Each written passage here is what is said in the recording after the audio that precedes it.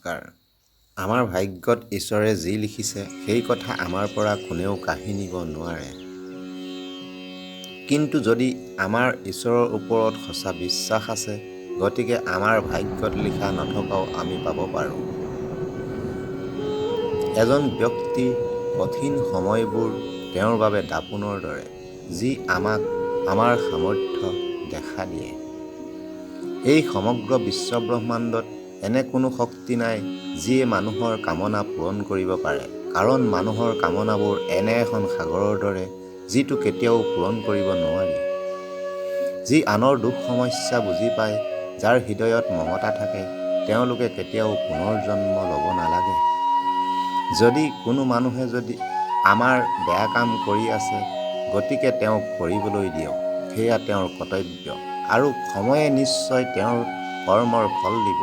কিন্তু আমি কেতিয়াও কাৰো বেয়া কাম কৰা উচিত নহয়, কাৰণ এইটোৱে আমাৰ ধৰ্ম। যি হ'ল ভালৰ বাবেই হ'ল, আৰু যি হৈ আছে সেয়াও ভালেই হৈছে, আৰু পাছত যি হ'ব ভালেই হ'ব। জীৱনত সদায় সুযোগ উপভোগ কৰা উচিত, কিন্তু কাৰো আস্থা ভংগ কৰি নহয়। কাৰোবাৰ লগত বন্ধুত্ব কৰিব নোৱাৰিলে তেওঁৰ লগত শত্ৰুতা কৰা উচিত নহয়।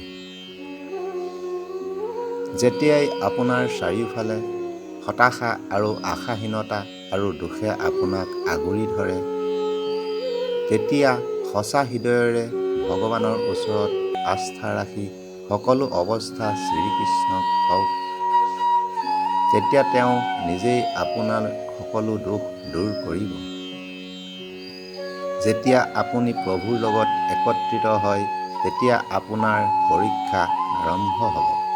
যেতিয়া মানুহে কিবা নাপায়, তেতিয়া দুখ, আৰু কিবা লাভ কৰিলে কৃপা বুলি কয়। এইটোৱেই নিয়তিৰ খেলা। স্বাৰ্থপৰতাৰ লগত সম্পৰ্ক গঢ়িবলৈ যিমানেই চেষ্টা নকৰক কিয়, সেই সম্পৰ্ক কেতিয়াও গঢ় নলয়। আৰু প্ৰেমৰ দ্বাৰা গঢ়া সম্পৰ্ক যুগমীয়া, ইয়াক কোনেও ভাঙিব নোৱাৰে। ধন্যবাদ।